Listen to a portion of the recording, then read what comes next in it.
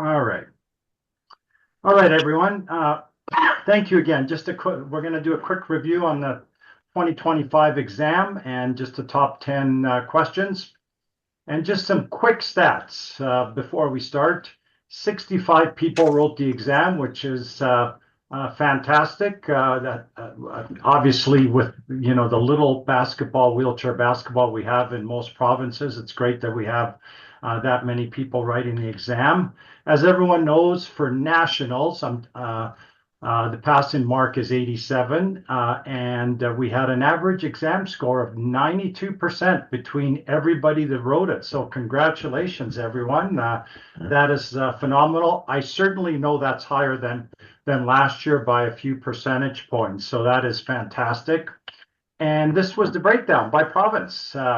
So overall, probably the provinces that have the most amount of basketball, not a surprise, have written the exam, leading obviously with Alberta and Quebec, and then Ontario and BC. But great to see someone in Newfoundland, New Brunswick, Nova Scotia, almost every province represented for the most part. So fantastic, and hopefully we can continue to grow the sport. Before I start the 10 questions, I just wanted to mention just one thing. I know for most of you, you didn't know this person, but our Secretary General of IWBF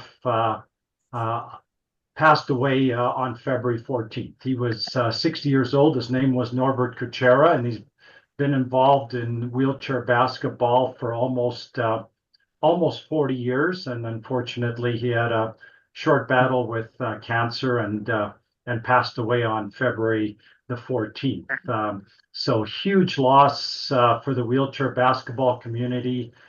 He was certainly an advocate of fair play, to make sure that it didn't matter if it was Europe or Africa to get wheelchair basketball involved.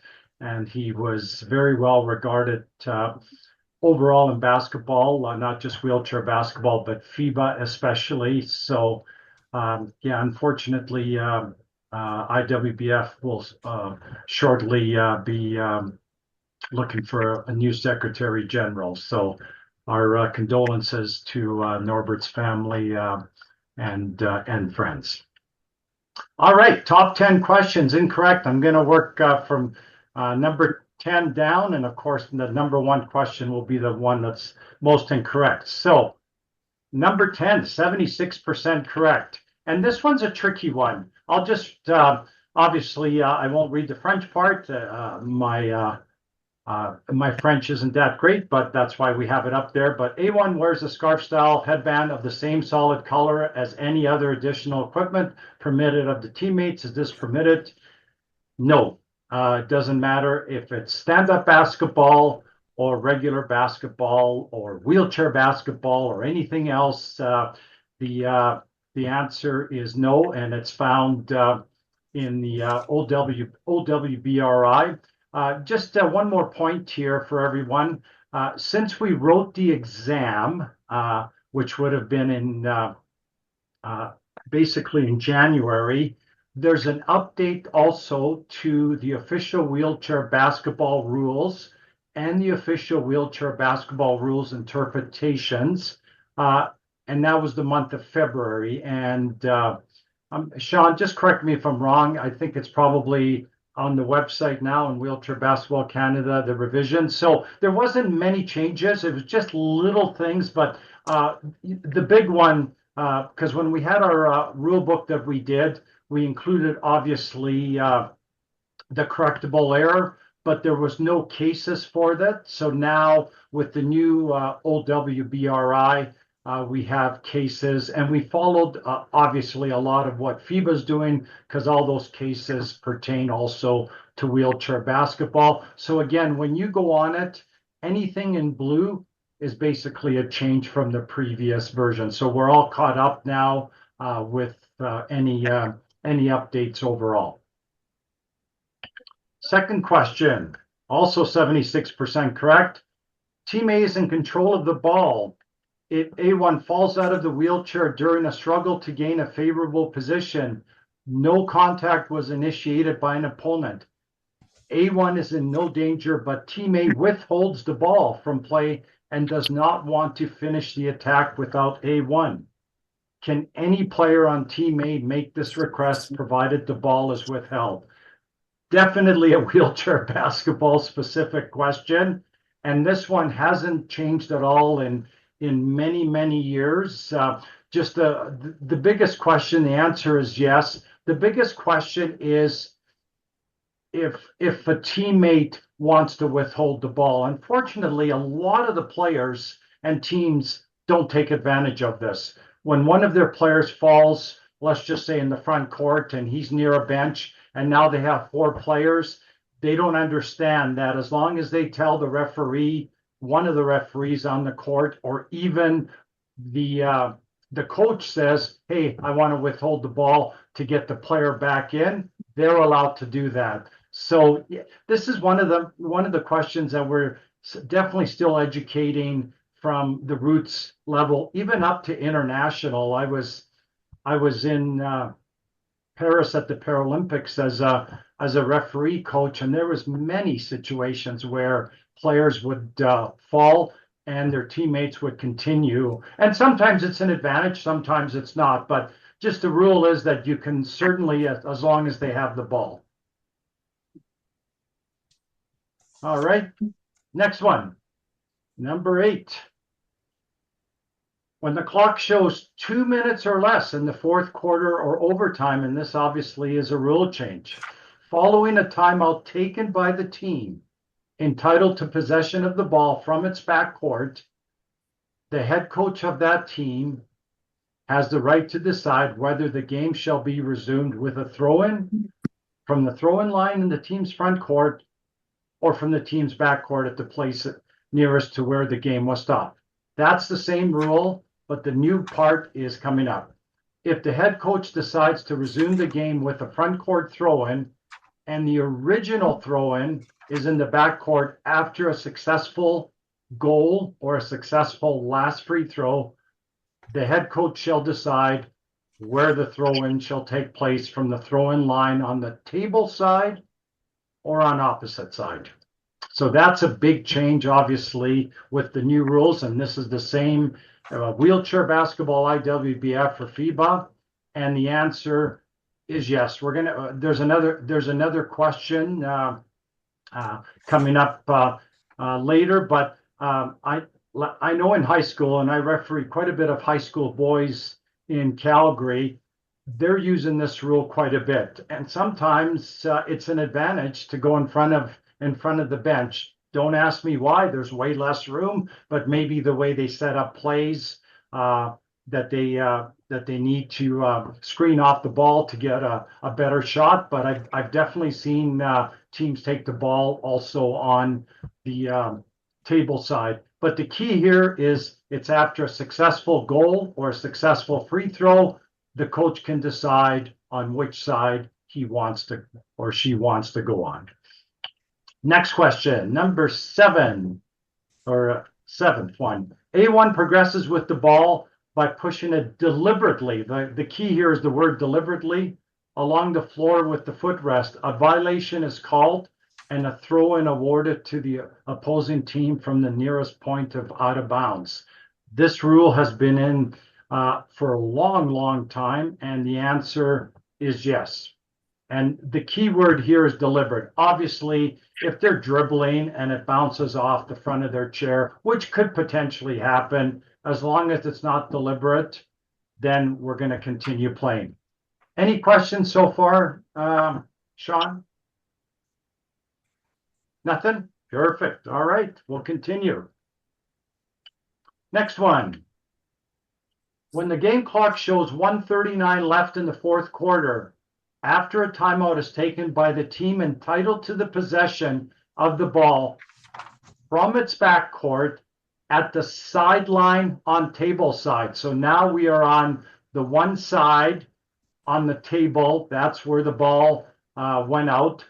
If the head coach decides to resume the game with a front court throw-in, In this case, they have the right to decide that the throw-in will take place from the throw-in line on either side. And just basically what I explained on the last one, we know the answer on this one is no. So basically, FIBA divided the court in the middle, and if it goes out on the one side, on the end line, it's on that side. If it goes out on the sideline, on the table side, or the sideline on the opposite side, it would be on that side. So let's not confuse the two for anyone that's refereeing any wheelchair basketball coming up, or maybe doesn't referee any stand-up basketball, because there's a big difference between the rule of a successful goal, or if the ball goes out of bounds on one side or the other side of the restricted area.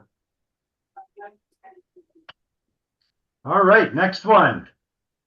This one was a tricky one. Defender B4 is lining up for a free throw on the first space near the end line. So obviously they're on defense and they're lining up on the first space, which we normally have, obviously, but his wheelchair is too large for the space. Can B4 overlap the lane marker extended to the neutral zone? So that now is the lane marker between the first lane space and the second lane space. And the answer is no. They must move, depending on which side they are, closer to the end line and not closer to the neutral zone. The middle person, in this case, offensive player, if their chair's too big, we give them latitude and they can move a little bit in the neutral zone, because obviously they can't go up because there's obviously another player there. So that's the difference between the two. If your chair is too big and you are the defensive player on the first lane space, the only way you can go is towards the end line on either side. You cannot go towards the neutral zone lane marker. Next one, 70% correct. This one again, certainly wheelchair specific. B7 is beckoned to enter the court. Instead of entering the court at a point where they were positioned, so basically if, let's say, we're doing it right near the bench, B7 decides to drive down the sideline from the substitution space and wants to enter the court near to the team bench area. So if you can picture that, they're there, but they wheel a couple, 3 or 4 times in front of their team bench area. A5 starts to drive parallel with B7 down the sideline and prevents B7 from entering the court without any contact. Is this a legal play by A5? And the answer is yes. And this is wheelchair specific.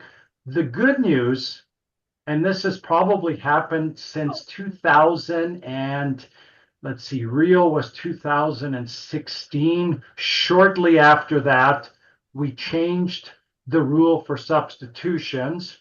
And so now we basically have to wait until the person that gets substituted comes off, number one. So once they come off, then the other, his teammate is allowed to go. But in this case, this is what happened. They got beckoned in, and now they're going down the sideline. So as long as there's no contact, and basically what happens in this situation is A5 now is forcing them back to come on to where the spot is. And this is a tricky one, right? Because there's a potential of delay of game.